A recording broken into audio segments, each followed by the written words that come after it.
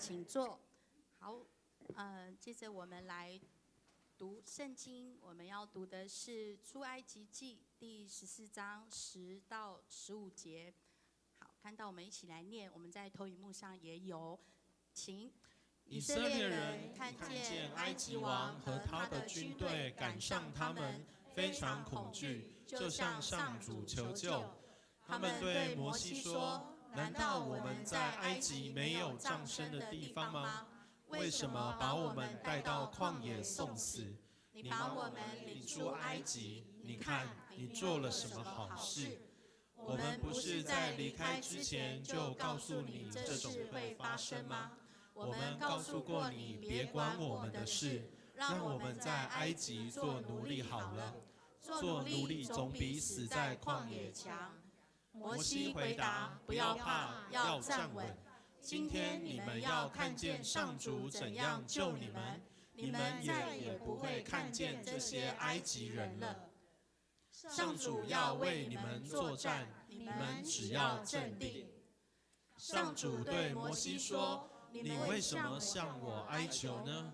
你吩咐以色列人往前走就是了。”好，我们来欢迎陈柏志牧师，他今天的信息是迦南与红海，请。各位弟兄姐妹，大家平安。我要自我介绍一下，我是2005年到2012年在迦南教会担任青年牧师的陈柏志牧师啊。好，那个时候我是31岁，好，现在是49岁。好，所以如果觉得不一样的时候呢，好，这是时间的问题。好，不过我看到大家的各位呢，很多都没有变哦，好，但是变了很多的新面孔，好，但是以前的年轻人呢，我觉得你们变很多啊，好，更成熟，好，那我看到以前的年轻人、学生，好，现在成为教会的执事，好，现在有在当家评，好，你是家评吗？是吗？总不敢承认，他是家评吗？他现在是华侨中学的老师嘛，好，数学老师，好，所以以前的学生呢，现在呢，好，都能够成为社会的这个精英啊，觉得非常的感谢神啊，在教会成长啊，果然是一个蒙福的地方。跟你旁边人说，迦南教会是一个蒙福的地方。然后再对另外一个人说，来到迦南你会更蒙福。首先我要跟大家恭喜啊，恭喜什么呢？恭喜新年快乐，好，新年快乐，好，然后呢也要恭喜什么呢？恭喜我们昨天诞生的下一任的新的总统啊。那这个总统的选举过程是一个非常不容易的过程，好，但是我相信是人民的选择，好，也是上帝的旨意，所以不论是不是合乎你的期待，是不是你投下去的那一票，但是呢，好，我们要继续的勇敢的向前行。好，那我们要感谢回头看，现任的总统、现任的立委，他们在过去8年、4年这当中，好，把台湾经过3年多的疫情啊，好，非常艰辛的时刻，好，因为我也在这个疫情当中是人在美国啊，我知道那个求助无门啊，好，你看到那个美国人出去购物的时候没有口罩的那种惨况啊，你有看过那个网络的图片吗？好，就随便拿一个衣服啊、毛巾啊，就这样当口罩，是一点用都没有。可是他还是要戴起来，为什么？就是大家都不想死。好，所以那个情境呢，好，但是我们那时候大家都是放眼台湾，好，因为台湾有口罩，甚至还继续制造口罩，而且还把口罩一箱一箱的好送到其他的国家。所以感谢我们的这个执政团队，好，他们带领台湾度过艰辛的疫情的时刻啊。那我们也要为下一任的团队总统、好立委为他们来祷告，让他们能够继续守护台湾。好，虽然不会遇到疫情，好，但是会遇到前面什么呢？我们不晓得。好，但是呢，我们需要为他们来祷告。而且呢，我们也为这个执政者，好，台湾的这个领导者，好，能够如同弥迦书6章8节的，好，3个条件。行公义，然后呢，好怜悯。第3呢，存谦卑的心，加起来就是与神同行哦。好，所以我们为这些执政者，好，继续为他们努力祷告加油。同时，好，我们也要为过去在迦南教会的牧师团队，好，游牧师、刘牧师、黄牧师，好，为他们来祷告。好，也恭喜他们在青埔好设立一个新的教会。好，那在上个礼拜有100多个人好去参加好这个教会，所以这是一个好的开始。我们也为恩高227教会来恭喜，为他们来祝福。好，你能够继续的勇敢往前行。好，在青埔这个地方，好，真的是很需要教会，很需要福音。好，也求圣灵的帮助。我们一起来祷告。亲爱的爱我们的父神，我们向你献上感谢。经过漫长的选举的过程，让整个选举好能够更展现是台湾民主精神的成熟，也看见人民的选择。愿上帝祝福台湾的领导者能够有智慧、行公义、好怜悯、谦卑的心与神同行。我们也为恩膏227教会来祷告，不论是牧者，不论是同工，不论是弟兄姐妹，也求上帝的同在，能够得人如得鱼。也继续为迦南教会来祷告，在下一任牧者来到之前，也让在这当中扮演辛苦角色的长老、执事、区长、小组长和每一位同工们，能够还有全职同工们，能够继续的坚守岗位，能够继续为主发光、做光做盐。我们这样祷告祈求，奉主耶稣的名，阿们。我想要给我们这些长老们他们肯定一下因为这是迦南教会从第一任牧师陈道雄牧师，再来庄德章牧师，然后郑正仁牧师、尤伯宏牧师，来呢这么长的时间呢，我觉得好像是很少说遇到说教会完全没有牧师的时刻。就算郑牧师离开了，还有许牧师在我们当中，可是呢，这次是真的没有牧师在我们当中。那谁是我们的牧师呢？耶稣、上帝都对，他们是耶稣、上帝永远是我们的牧师。而我们还有在迦南这个看得到的牧师是谁呢？就是我们的长老们长老们。所以我们这些长老们在座的长老们，请你们挥挥手一下。好，我们给他们掌声鼓励一下。很高兴，连这个立柱都已经是我们这个教会的长老，非常年轻的长老。所以这些长老呢，真的就是要扮演一个很重要的角色。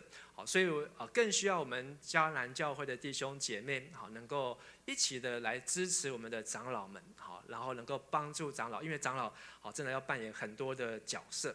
而在新的一年呢，其实也要期许大家，上帝是我们的牧师，怎么样让上帝成为牧师？就是要让上帝来牧养我们。上帝怎么样牧养我们呢？不是拿着一个杖天天在后面打我们的屁股。上帝要牧养我们，就是要用他的话天天来喂养我们。所以我们才能说上帝是我们的牧者，因为他用上帝的话来喂养我们。那我们周报第3页呢，有我们每一天的灵修的进度。那这上面呢有2个版本，一个是每日新眼光，一个是每日研经释义那不管是新眼光，不管是研经释义，都是上帝在喂养我们的一个过程。所以你能够按照上面的进度，一天读一段，这时候是对我们有非常好的帮助，也让上帝继续成我们的牧师，好吗？好，所以呢，如果前面你还没有跟上的，今天是1月几号？14号，365天扣掉14，你还有350几天的时间，可以继续来上帝喂养我们。所以千万不要落后，能够继续跟上。而我也希望呢，能够透过这个每日新眼光的读经进度呢，不是只有读那个每日新眼光那个灵修刊物，是要读神的话。所以在这边跟大家推荐一个很好的一个灵修的这个影音的 YouTube 是由高雄美港港美还是美港港美教会。美港教会，它是阿美族的小港，应该是在小港。美港教会，这是阿美族的同工，他们呢将每日新眼光录成影片，那每天早上5点都会更新，所以你只要订阅，开启小铃铛，你只要在5点之后看你的 YouTube 呢，它就会直接跳出来，那你会听到有人读当天的经文，现在是出埃及记，今天来到12章，他会读给你听，读完之后呢，才读每日新眼光。新眼光呢，是长老教会一个好几年，应该是2000年前后，将近20年的一个灵修刊物。而这里面呢，是在帮助我们，这些写新眼光其实都是把圣经消化，它不是要解经，它只是要分享在这当中的一个感动，而且要处境化，跟台湾、跟社会、跟族群、跟我们的历史有关。所以你只有读新眼光，你没有办法读到圣经。所以你一定要先读完圣经，再读新眼光，你会非常的充实有收获。所以期许大家，我们在新的一年当中，我们能够用每日新眼光，让上帝来牧养我们，阿们吗？好，或是每日研经释义也很棒。好，那总之呢，我们需要有上帝的话成为我们脚前的灯，然后呢，路上的光。出埃及记这一卷书，好，很简单的来看，好，一句话就是上帝对整个以色列人，这以色列人呢，其实也不是只有现在的犹太人，以色列这个国家，而是对全世界所有上帝子民的心意。我们常常在笑说，我们读了出埃及记，我们很容易读，因为前面一开始讲摩西的故事，后来讲到摩西怎么样跟法老对抗，后来发生的十灾，过红海，哇，这个是最刺激的。过完红海之后，来到西乃山20章之后呢，10诫，接下来21章之后呢，就开始有点难，然后读到25章之后呢更难，好，然后到30章呢已经不晓得读到哪里去了，所以永远都出不了埃及啊，好，读了出埃及记，永远都出不了埃及。很多人读了出埃及记呢，好，40章没有办法读完。其实出埃及记很简单，好，就是让我们看见上帝的百姓一开始是什么身份？好，这个图上面是奴隶的身份，在结束的时候他们是什么身份？上帝的子民。你有没有想过，一群奴隶最后变成上帝的子民呢？好，上礼拜我带女儿好回去学校，然后顺便去参观这个红毛城。因为女儿现在读淡江中学，去参观红毛城的时候呢，发现红毛城前面有这个红毛城，好，是西班牙人来盖的，好，最早是荷兰人占领的，可是西班牙人把它盖起来，前面呢插了9个旗子，这9个旗子呢代表我们台湾呢经过9个政权的统治。9个政权的统治，这9个政权当中呢，有的政权是把台湾人当作奴隶，是把台湾人当作压榨；有的人是真的是在建设台湾，有的是在发展台湾。但是呢，我们看到出埃及记这一群人一开始的身份是奴隶，结束的时候完全都不是奴隶，他们叫做上帝的什么子民，叫做上帝的子民。出埃及记呢，简单可以分成3个大段。第一段是1到18章，上帝的拯救。我们说一次，好，讲到他们怎么样从危险当中，上帝不断的从救摩西，后来摩西去救这些人，好，然后救他们出红海。第二段呢是19到24章，讲到上帝的立约。我们也说一次，上帝的立约。19章来到西乃山下，然后呢，上帝要他们洁净3天，然后20章开始颁布10诫，跟20章之后的这些律例典章和诫命。好，所以上帝呢跟他们立约，最后24章上帝用血跟他们立约，25章到最后叫做上帝的同在。同在呢，好，就是透过会幕，这个会幕是会移动的。今天我们的教会是不会移动，好，如果会移动呢，太棒了，我们去哪边都可以做礼拜。不过疫情之后呢，改变了。今天你去哪边，可不可以继续参加这边的礼拜？怎么做？线上礼拜。所以我们发现，又回到以前是，你如果没有来中华路49号，这边是几号？33号。如果你没有来这2个地方呢，你就没有办法做礼拜。现在呢，你不是中华路，你跑到对岸大陆，你跑到其他的国家，你也可以在这边做礼拜。所以敬拜上帝呢，不在这座山，也不在那座山，是在什么？心灵和诚实。而我们经过疫情呢，我们可以真的是用心灵和诚实的敬拜。所以现在应该是有在线上参加的弟兄和姐妹，你也用心灵和诚实在敬拜上帝，这是一个上帝的同在。所以出埃及记，好，你只要抓住这3个重点，好，你一定有办法出埃及。好，跟你旁边的弟兄姐妹说，你一定有办法出埃及。而在出埃及的关键呢，经过上帝的拯救跟上帝立约，然后经历上帝的同在，而你会看见出埃及记要告诉我们的，好，就如同这卷书的名字，在希伯来文出埃及记，好，叫做名字复数，好，它指的是雅各的后代这些人的名字。希伯来文通常都是用这一卷书的第一节的第一个字来做书的开头。但是希腊文呢就比较有意思了，希腊文呢是在主前200-300年，好，这些已经希腊帝国的希腊化已经影响中东地区，所以他们希伯来的学者呢，好，去翻这一卷书的时候呢，把它叫做现在英文叫做 Exodus， 好 ，Exodus 就是离开的意思，离开哪里？离开埃及。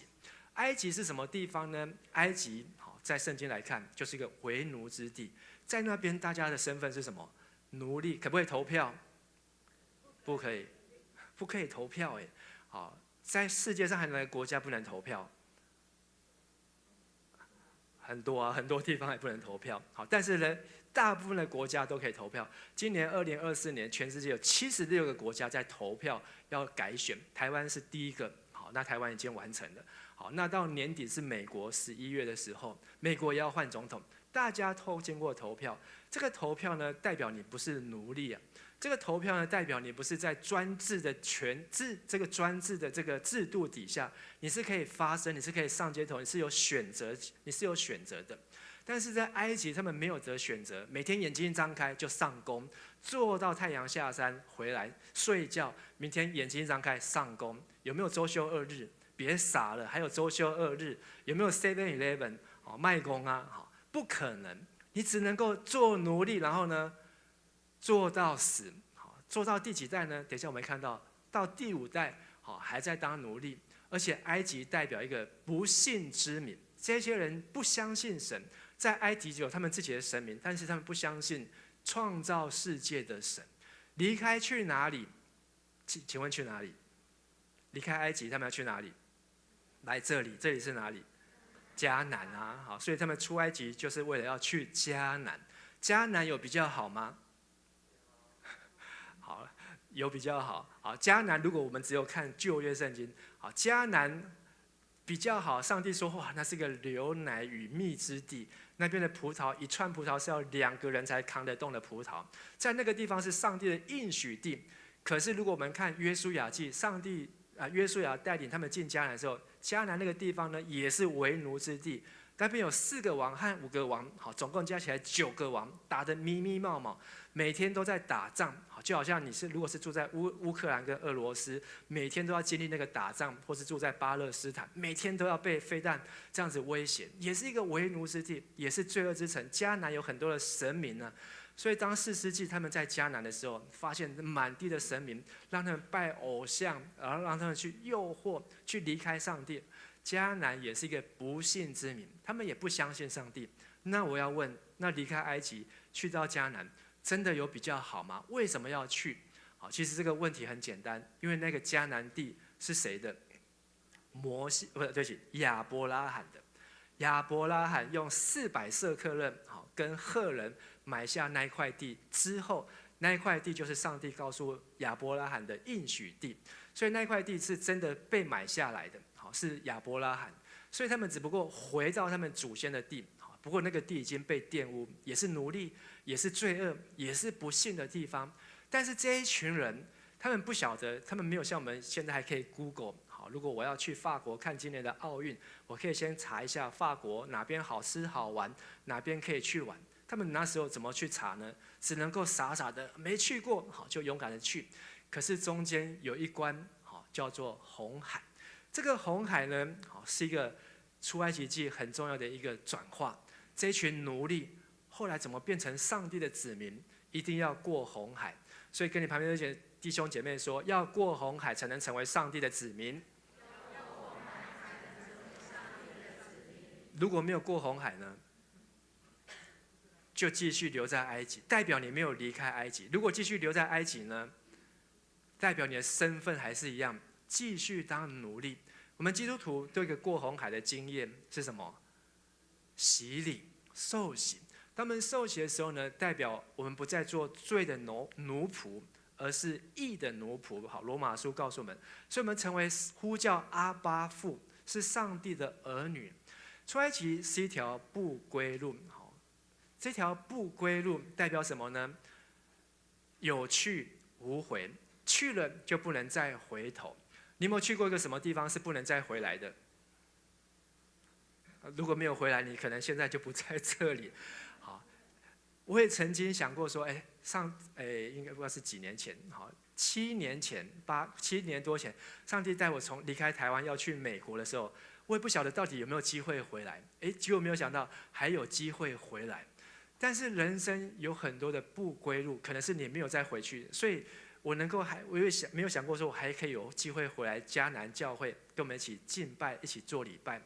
不晓得，但是呢，数学告诉我们，数学老师，点跟点中间最短的距离叫做什么？直线。大家都是数学老师好，赞哦。点跟点中间最短的距离。从埃及到迦南最短的距离是什么？直线。上帝却说要绕远道。上帝说不能够经过海边这条直线。为什么要绕远道？好，上面有写，因为他们遇到那边会遇到非利士人。非利士人他们是海上民族，他们有打铁的技术。非利士人他们不是拳头比较大，他们是人家用木棍在打，他们是直接铁棒拿出来，好，铁棒拿出来就在跟你砍。所以他们的军事比较厉害，好，他们的武器比较强。上帝害怕他们如果经过那块地，没有打过战争，一去打输，大家全部都回头，通通都绕跑回去了，这个戏就没得唱，不归路。而且呢，上帝最后一句还说，以色列中第几代的人也出埃及上去？第5代。我们在座有没有人是基督徒第5代的？请你举手一下。只有一位啊！上一场好多哦，上一场将近有7个，好，7个第5代。你有没有想过，你的第5代还在教会做礼拜、敬拜上帝？陈汉兄对不对？好，陈汉兄，你今嘛做阿公啊嘛？好，几个孙子了？2个孙子了。好，第3代。好，他们有没有去？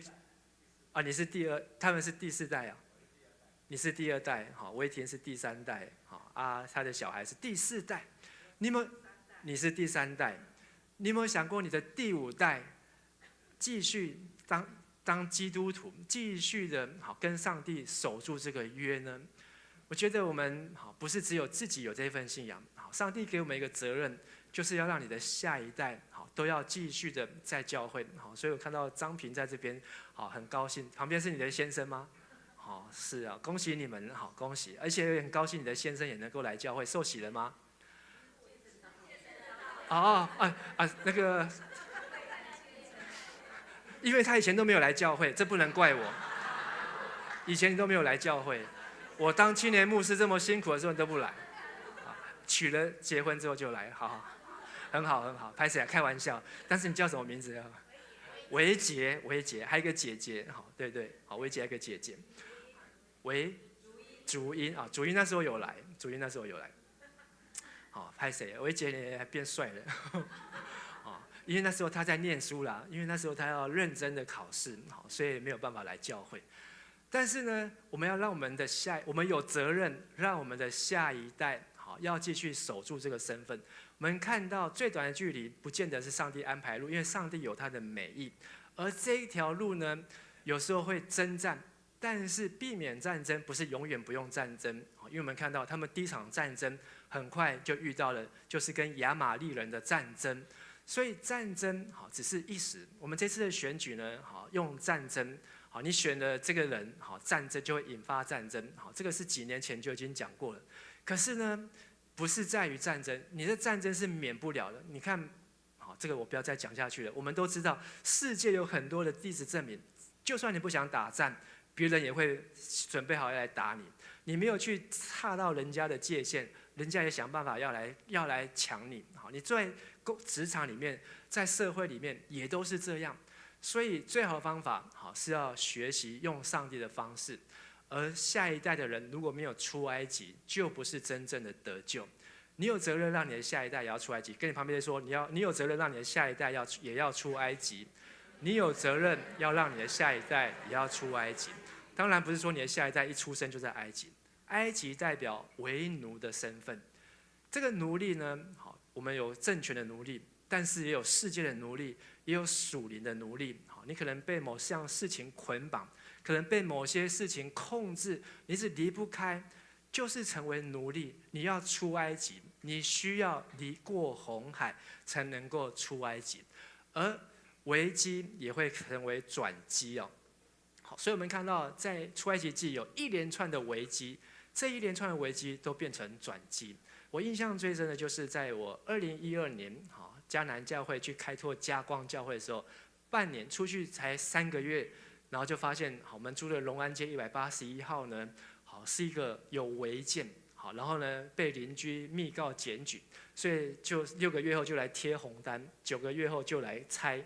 好，那个讲台呢？好，从1楼打到4楼，好，就挖了一个洞，好，那个洞大概就是3公尺乘以3公尺，好，3乘以3公尺，很大的洞。所以呢，后来那个房东呢，也是用木板把它盖起来。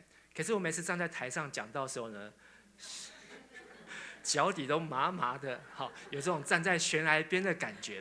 而且呢，我也害怕说呢，哪一次讲到的时候呢，大家低头祷告，抬头一看，牧师不见了，不是升天了，是掉下去了，所以也是很害怕。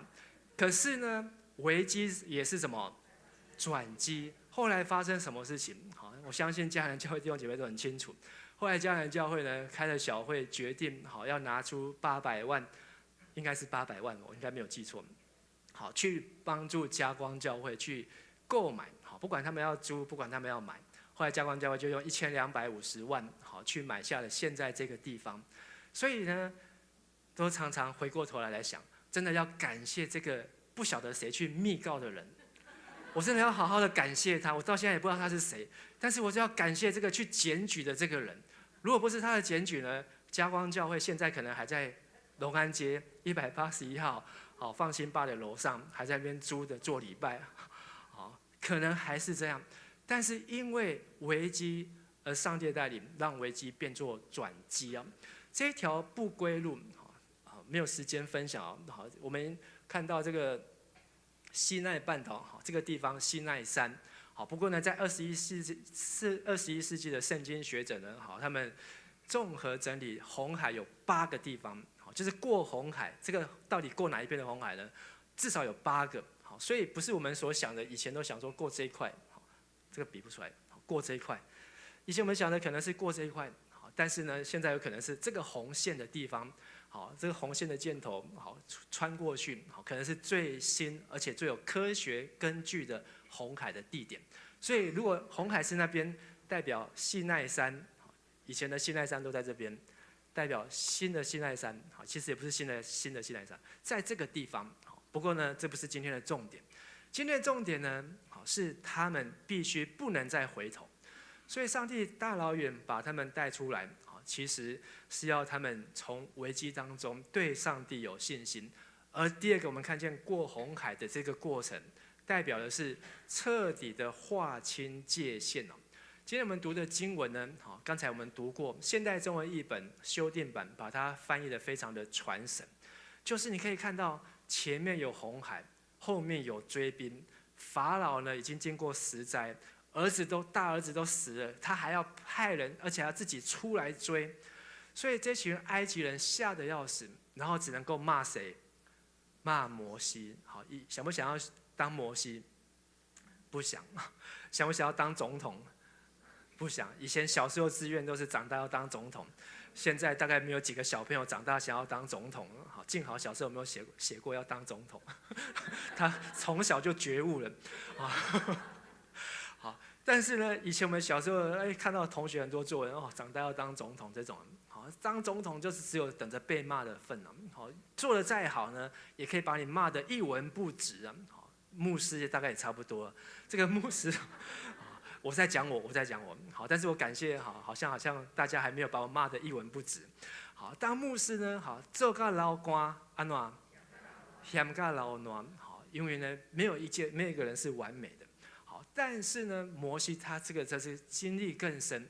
可是摩西在最危急的时候，他对这一群人说：“我们一起来念黄色的地方，如果看得到，不要怕，要站稳。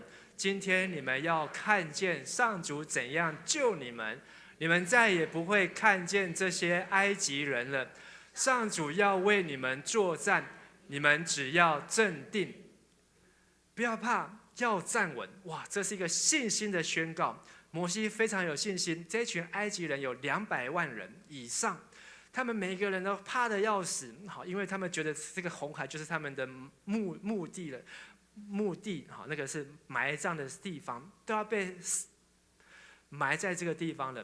可是呢，摩西却用信心的说：“你们再也不会看到这些埃及人了，因为上主要亲自为你们作战。”摩西嘴巴这样说，可是下一节呢？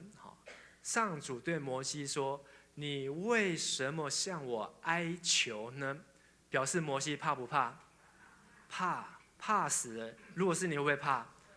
就算你看过10灾，尼罗河血变成水变成血，蛙灾好，然后苍蝇，然后黑暗之灾等等的，你看过这么多的大风大浪，但是你看到红海在那边，然后后面埃及的追兵在那边。他们是派多少人来追？200多万人都被他们吓到皮皮唰。他也是怕。可是呢，上帝告诉摩西，你要做的一件事情，吩咐以色列人继续往前走，继续往前走。我想要请问大家，迦南教会现在没有牧师，会不会怕？不会怕，这边的比较有信心。换问，没有牧师，你们会不会怕？翠芬长老最大声，为什么不会怕？因为有翠芬长老，因为有处于长老，因为有顺正长老。好，当然最重要是有上帝。好，因为迦南教会后面也没有追兵啊，好，也没有人在后面追着迦南教会要消灭迦南教会，不用那么害怕，好，不用那么担心。摩西在那个时候是非常的害怕，非常的恐惧，但是上帝也说这是上帝要做的，而上帝要让以色列人知道，要让埃及人知道，上帝才是真正的主哦，才是真正的主。而上帝告诉摩西，你只要把你的杖伸出去。这个杖代表什么？代表一个权柄，代表上帝的同在。我们看到这一群人在离开埃及的时候，傻傻的，摩西说什么就做什么，包袱宽宽的，今天晚上就要出发，大家就好就出发，去哪里都没有人问，好像是没有人问，然后就这样去。可是他们不晓得，所以离开没有目标。当他们一遇到困难，一遇到红海，每个就说我们要死了，好，我们宁愿在埃及当奴隶更好。有没有多少人还要想要做日本殖民地的日本皇国的子民？请举手。有没有人多少还想要继续被荷兰人、西班牙人好殖民的？请举手。我们今天有自己的政府，好，有自己的国家，我们有自己的领土，好，有自己享受全世界最好的健保。有没有人想要回去？好，然后去领那个375减租，好，领那个4万块换1块钱的新台币，想回去的请举手。我们都已经走到这一步了，如果还想要回去的，就是因为你没有看到目标。可能在这没有目标当中，你会觉得，飞弹打来了，我还是回去，这个比较安全。这个以色列人就这样的心态。摩西虽然很害怕，可是他凭信心说要相信上帝，就要相信上帝，所以他嘴巴拼命的劝上帝，而且是说出信心的话。今天你们不会再看到这些埃及人，今天过后你们就不会再看到。他是用信心说，虽然心里面很害怕，可是上帝早就把这个杖交在摩西的手里。因为是什么使红海分开？摩西说，上帝说，把你的杖向海伸去，海会变成干地，不是印度的干地，吹干的地，你们就可以走过去了。这个杖其实就是上帝的话，上帝给摩西的话，就是上帝的杖。所以要带你们不害怕，就是要有上帝的话在我们的生命当中。而上帝的话会带领我们过红海，跟你旁边的弟兄姐妹说，上帝的话会带领我们过红海。所以要每天都要打开圣经，就算你没有时间打开圣经，麻烦你打开一下 YouTube， 听一下每日的经文，让上帝的话可以在我们的心中成为我们一天的帮助。这个红海真的是一个超级大的危机，这对这群奴隶来讲，这是他们遇到最大的危机，比他们没有饭吃，因为他们摩西害他们的饭被减半，本来一天可以吃3餐的，现在变1天吃1餐，本来可以吃一个便当，现在吃半个便当，他们真的是更大的危机，就是这个红海。可是上帝却让这个红海危机变成转机，而且让他们在这红海当中学习到服侍上帝。我印象很深的就是第一次在担任青年牧师的时候呢，第一次要带领青年去短宣队，那是在2006年的暑假。那一次呢，暑假呢都计划好了，就是要去到南投的山上，要去翠峦部落去短宣1个礼拜。但是呢，在出发前呢，却收到那个台风消息，那个礼拜刚好台风要来。那翠峦部落呢，我们知道那就是例行产业道路，所以那个平常的路就已经很烂，如果再加上台风，那根本是不可能。所以呢，大家呢都已经东西都准备好，好到那礼拜六晚上，所有的东西通通都打包好了，通通都放在7楼的小教室，好，然后车子也租好了，然后什么都安排好，还在决定到底要去还是不要去。但是就在那个礼拜六的晚上呢，好，后来决定说我们要去，可是呢我们改变地方，好，因为山上太危险了，我们改去大园，去那个美惠长老他大园的房子，跟他借1个礼拜，我们就在那边1个礼拜。在那个礼拜当中呢，我们继续照表操课，原来安排的各样的活动计划继续跟着走。好，然后呢每一天好都要出去好服侍，好，那我们就开始去海边去捡垃圾。有一次捡垃圾的回来路上呢，走到一个这里怎么有一个育幼院，好，弘化育幼院。这个育幼院里面哇，好多学生，不是学生，好多孩子，所以我们就进去好跟他们认识打招呼，才发现说哇，这些学生都有很困难的背景，就是那时候的福利制度还没有很好，好，所以就是真的社会局好，或是这个福利机构没有办法照顾的学生，好，就会被送到这边来，就是家庭没有地方可以送的，就送到那边去。好，那时候我们迦南教会有庇护中心，好，不过那不太一样。好，那些真的是连家长都没有办法照顾的孩子，就送到那边去，所以我们就去陪他们，好，每一天都花时间去。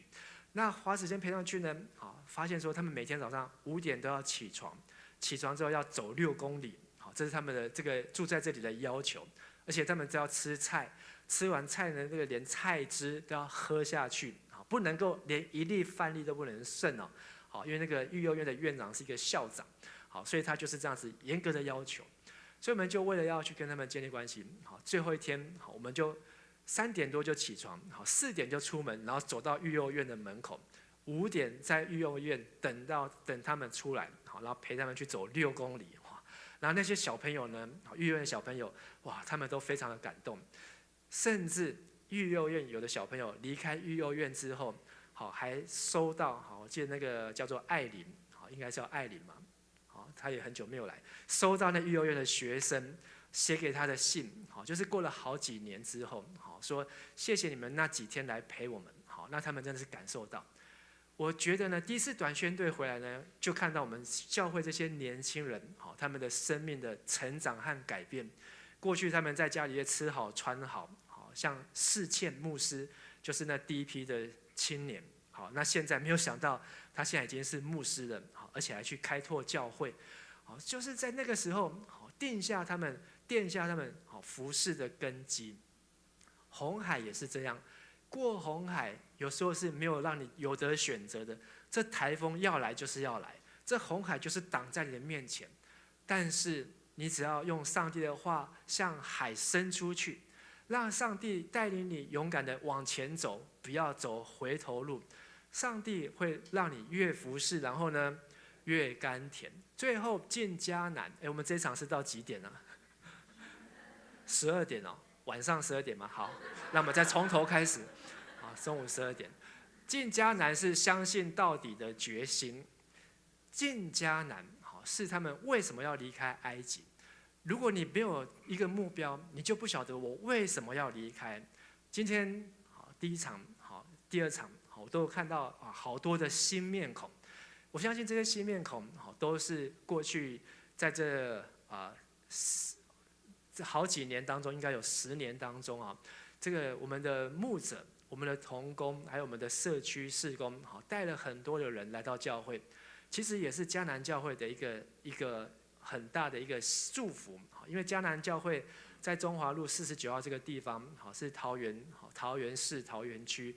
最热闹的地方，有一个8层楼的教会，以前都还有唱这个《红色的教堂》这首歌哦，好，就是大家都很爱这个教会，好，所以这个教会呢，真的是会很多的人不断的进来，而且呢，你不用去找人，人家就会从你的教会门口，我有去过那个教会，一整天都没有人在门口，都不会有人进去，但是我们教会是一整天，好，刚才早上来的时候，我还看见我的照片怎么在教会的这个电视外面，然后这电视这么大一台，连我自己都吓一跳这样，好，因为他在宣传那个信徒讲座，好，1月27信徒讲座，好，不是把我照片贴在那边是那个电视的荧幕上面好出现看我的照片，被自己吓到的感觉，还蛮不错的这样。好，但是呢，就是我们在这边呢，会有很多的人好来到这里，但是我们要有一个决心，就是我们要去到迦南应许之地啊。我们看到他们过完红海之后，马上15章他们就摩西唱歌，米利暗唱歌，唱完歌之后呢，就发生这个问题，没有水喝，走3天而已才离开埃及，不当奴隶3天，结果呢，因为没有水，找到水了，可是这个水叫做马拉，意思就是苦，喝起来很苦，所以他们就跟摩西抱怨说：我们要喝什么？好，我们要渴死了，好，想办法，想办法。好，这个当总统的又要讲总统，好，当总统的就是没有鸡蛋的，我们要打什么打什么，我们没有蛋的，好，当总统我们没有疫苗怎么办？当总统我们没有口罩怎么办？你以为总统是摩西，好，你以为总统是耶稣，好，总统可以做这么多事情？我们对总统的期待真的是非常的不合理。好，总统跟你跟我一样都是人，可是总统只要一选上，他就要无所不能，还要无所不在，还要无所不知。刚我叫厉害，好，他都可以当神了。但是呢，这也是人的一种依赖性，就是你一定要有一个王，你要一个领袖，他可以什么都供应你，满足你。但是在摩西呢，他后来上帝告诉摩西，把一块木头丢到水里面，后来这个水就变成什么？甜的。这也是太神奇了，变成甜的。有水可以喝之后，上帝让他们红色的地方，我们就念红色的这一句：上主在那里颁给他们律例典章，并在那里考验他们。有时候我们读出埃及记，都以为上主颁布律例典章是在哪里？西乃山颁布十诫的时候还没，这时候才第3天，走到西乃山是第47天，颁布十诫是第50天，这时候才出来3天，上主就在那里教导他们律例典章。我在想，这个律例典章大概就是创世纪的故事，让他们知道你们从哪里来，上帝怎么创造世界，谁是亚伯拉罕。因为他们连约瑟这个人都不认识，连约瑟都忘记，上帝就是把律例典章，把信仰的故事告诉他们这几代，并且你学了之后，上帝就要考验他们，因为亚伯拉罕就是代表信心，所以上帝说这句就是我们今天的金句啊，我们刚才已经念过了，所以不用再念了。但是呢，上帝告诉他们，你们要认识我，我就是医治你们的上主。上帝教导他们，就是要让他们更认识上帝啊。所以他们在那边学习之后，后面又继续说，下一站他们去到了以琳，在那边就有真正的水，是绿洲的泉水。我们看到这些人苦水加入上帝的木头，变作甘甜。苦水代表我们生命当中的苦难。你的人生有没有经历什么苦难？我觉得我在迦南教会离开到现在，最大的苦呢，就是早上在第一场也是这样分享啊，就是我觉得以前有一个很好的同工叫做上元，这个上元呢后来失踪了，后来才知道他被主接去了。这个苦呢，我相信我们迦南教会整个教会大家都很苦，但是在这个苦当中呢，不晓得怎么样去走出来。可是呢，在上元离开的差不多1个礼拜，在晚上睡觉做了一个梦，那个梦呢，我就梦到了上元。上元就是以前青年的一个同工，一个领袖，他很热心，而且呢笑得很可爱，然后呢又很有爱心，然后又去读神学院装备。可是我梦到上元的时候呢，他穿了一件粉红色的衣服，然后呢站在一排教室的前面。然后呢，上帝让我感觉，上元在那个地方呢，就是有他的工作，有上帝要给他的责任，要继续在那边做。所以那个梦呢，上元没有讲话，只是站在教室的门口这样看着我。但是呢，我梦醒了之后呢，我觉得这个是真的。对我来讲，这好像是一个木头，在我的这个苦水当中，觉得好像是上帝给我的一个一个安慰，一个十字架。所以从那天开始，就是每次想到上元，我就不会那么难过。所以早上遇到明镜长老、丽淑姐，我也是这样跟他们分享，说为什么我觉得想到上元我不会难过？因为我觉得我看到了上帝的木头，上帝的十字架。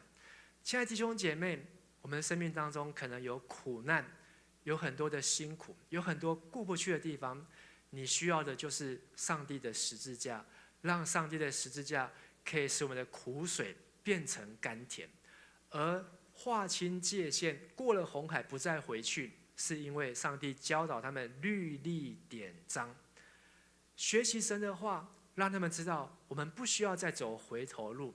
所以我们要每一天学习，让我们才是真的是离开原来的埃及，走对的方向。而上帝自己说，用我的诫命，遵守我的话，就会医治你们的疾病，生命当中的疾病。我们生命当中都有可能有疾病，这种病呢，不是林口长庚，不是敏盛医院，不是台大医院可以完全医好的，但是上帝的话却可以医治我们生命的疾病。所以当这一群人停下来的时候，就是学习上帝的话，而继续往前走的时候，就是要实践上帝的话。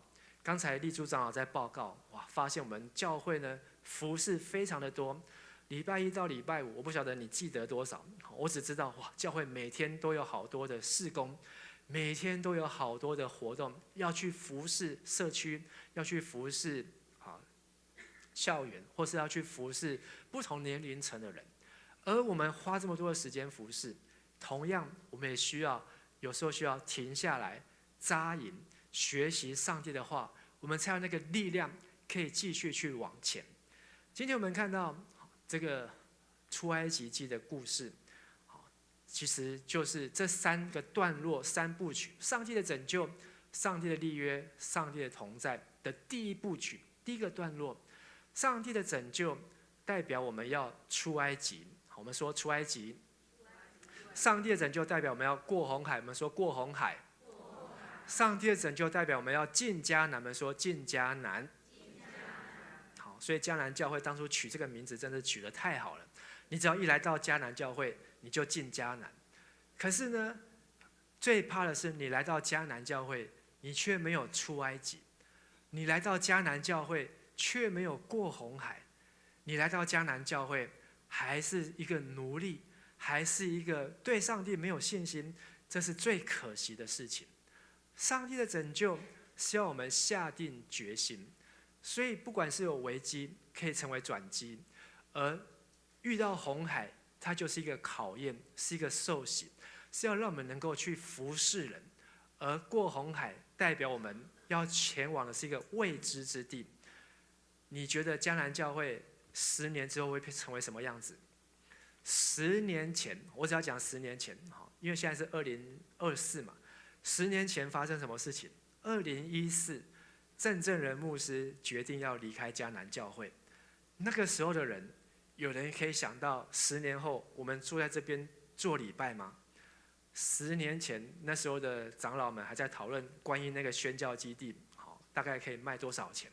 好，然后呢，那个要怎么处理？好，然后买完之后是要买地下室，那时候10年前就是要看地下室。结果呢，又考虑这个地下室有33个这个要盖章的人，好，那这33个人，有的在美国，有的在哪里，根本凑不齐。还有地下室这个天花板更低，好，然后那个循环空气不好。10年前没有人想到说2楼可以买得到，可是呢，有信心继续往前走，真的是为迦南教会感到开心。我们买到一个比地下室更好的地方，好，在2楼这个地方。10年后呢，2034年会买什么地方？整栋哦，刚才谁讲的？整栋哇！10年后，规栋都给买落来，好，10年后搞不好垫脚石那边也把它买下来，好，那个停车场也把它买下来，好，左右都有，好，谁知道呢？有没有信心？有信心，上帝就带你们继续往前行。所以我们要怎么行动？第一个，我们要下定决心，不再回到埃及。好，跟你旁边说，我们不再回到埃及。不走回头路。我们这个不走回头路，不是说我们有一些人去恩高227教会就不让他回头，千万不是这个意思。好，不走回头路，是你已经跟从上帝，就不要离开上帝。我为这些去恩高227教会的人感到高兴，他们不是走回头，他们也是在服侍上帝，所以我们也要祝福他们，在那边的服侍。只要不离开上帝，只要都有去教会，最怕的就像是以前维杰，在准备念书的时候都没有来教会，可是呢他今天有回来，这个呢就是要感谢上帝。最怕的是你真的离开教会，然后呢跑去跟其他人拜其他的神，跟其他人追求世界的功成名就，这是最害怕的事情。昨天选举完之后，这个什么国际记者会，但是我觉得有一家的记者媒体报的最好，是这个全世界最大的媒体 CNN。CNN 怎么形容台湾的选举？一句话。如果你要学英文去看 CNN 的新闻，或是那个 BBS 最快。为什么？因为它就是一句话的英文可以讲很多的事情。CNN 的标题说，台湾人不惧怕习近平的威胁，用一句话来形容台湾的选举。这就是从外国人的眼中来看待。那如果你不是选择这个选举呢，可能 CNN 会有其他的解读。但是呢，透过这次的选举，证明台湾人虽然不是全部人，但是是多数人 ，majority 就是多数的人，他们不害怕习近平的威胁。所以我们要感到骄傲的是，不论你有没有投给这个2号，但是你要感到骄傲，这是外国人这样子看台湾人。所以你身为台湾人，你是值得骄傲的。我们是可以值得骄傲。同样，我们做上帝的儿女，我们也是可以值得骄傲的。我们不走回头路，不在舒适圈当中，我们要勇敢的向红海迈进。因为这个红海，对我们现在来说，接下来我们会遇到的困难和挑战。如果你想要买这整栋楼，要多少钱？这边好像买6000多万的样子。好，那整栋买下来呢？6亿。好，你有没有信心？这个如果有一个6亿的目标在你前面，我昨天听那个张敬义牧师，因为我们昨天住在他那边听张敬义牧师在讲，这个北大行道会在那边设堂，总共花了4亿，4亿，你知道在什么地方吗？我是不晓得啦，在那个八德捷运那边，他们在那边已经买了花了4亿。哇，我觉得那个地方真的是很棒因为都是一样，跟青埔一样，都是很多的住户。然后呢，昨天刚好又有夜市，所以我们也顺便去看一下那叫什么夜市的，广兴夜市，新人夜市，还是在广福那边。哇，那个车子真是停到爆，所有停车场真的每个都停满。那这个地方呢，真的是很多人水深之处。但是我们要有一个信心，踏进红海，让上帝给我们的账，上帝已经把账交在我们手上。不管你要4亿，不管你要6亿，不管你要更多的，但是呢，都在上帝给我们的这个账当中。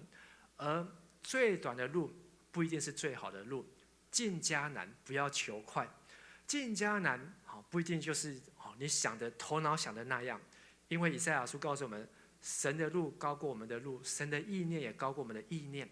有时候你觉得哇，这还要等多久？有时候你会觉得这还要花多久时间？可是呢，我们相信上帝带领我们的路呢，是最好的路。所以我们扎营，有时候需要扎营，有时候需要起行。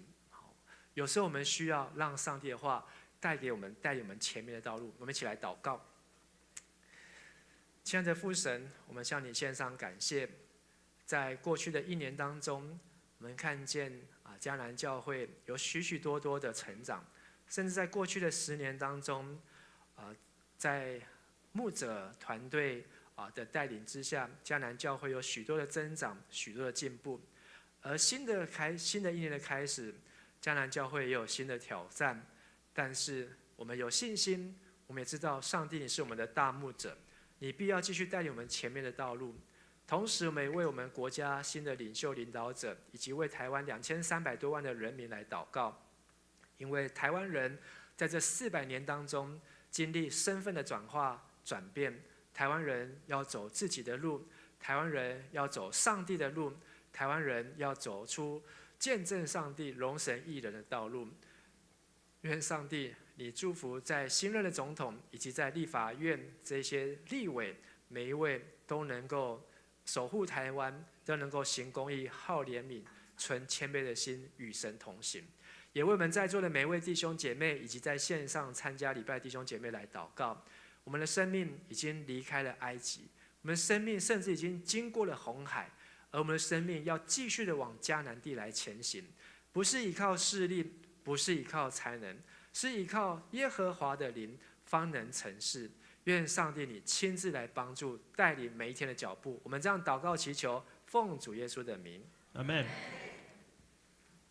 弟兄姐妹，我们一起用这首诗歌来回应，请大家起立，我们一起来唱。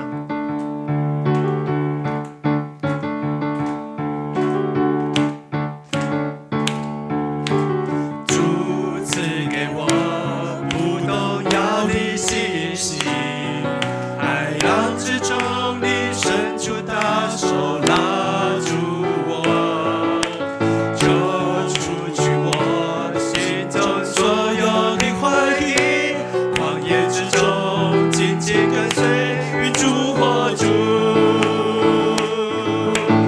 海浪之中我必不沉沦，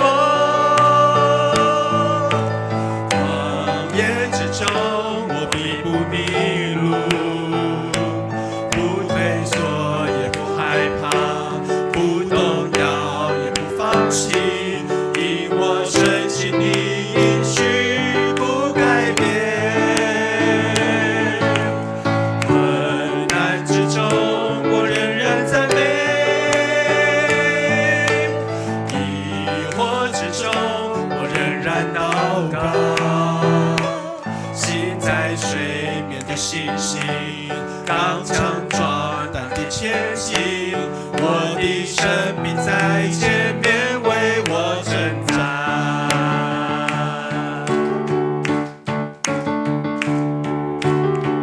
我们再一次大声的来宣告，主是赐信心的主。主赐给我不动摇的信心，海浪之中你伸出大手拉住我，救出去我心中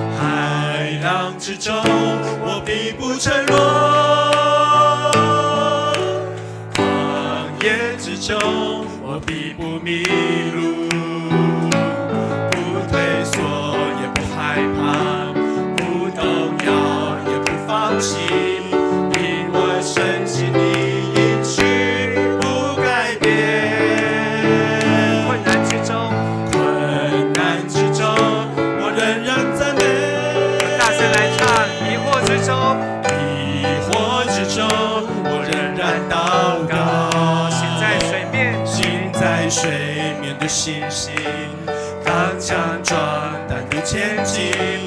我的神必在前面为我征战。行在水面的信心，大声来唱。行在水面的信心，刚强壮胆地前进。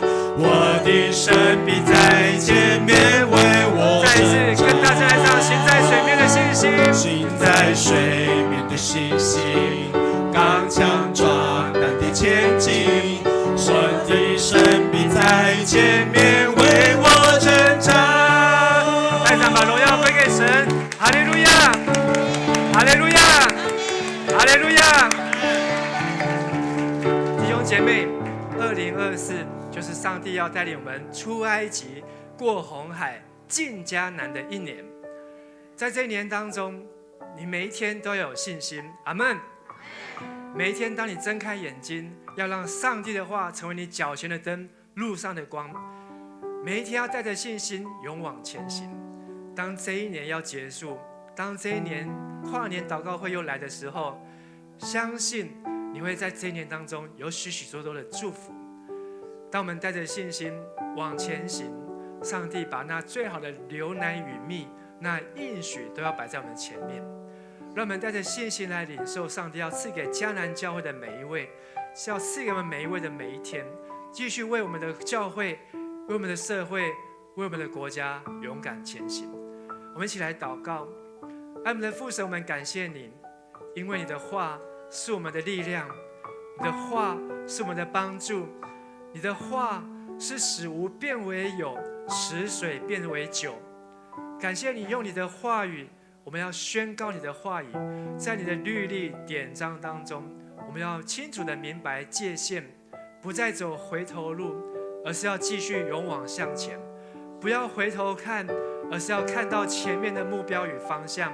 求上帝帮助我们每一位，特别在没有牧者的这段期间，让我们看见上帝你的云柱、火柱仍然在前面带领迦南教会，看见上帝你的杖、你的竿都在安慰、帮助迦南教会每一位。让我们领受上帝要给我们的祝福，领受上帝给我们的新的应许。在这一年当中，我们要靠主得胜，并且得胜有余。愿主耶稣基督的恩惠、天父上帝的慈爱、圣灵的帮助与感动与你们众人同在，使你们在新的一年当中不断的出埃及，要过红海，还要进迦南，直到主耶稣基督再来，从今时直到永永远远。阿们。我们拍掌，把荣耀归给神。哈利路亚。在你要坐下来之前呢，跟旁边弟兄姐妹说，上帝要在新的一年大大祝福你。上帝要在新的一年大大祝福你。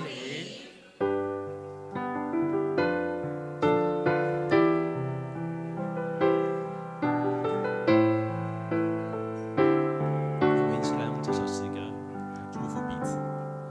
生命的道路，我主来引领，我要与主同行。献上我手上心灵，到主座前谦卑屈膝。我主公义慈爱尽看顾，他名是耶稣，他是我此生唯一道路。耶稣。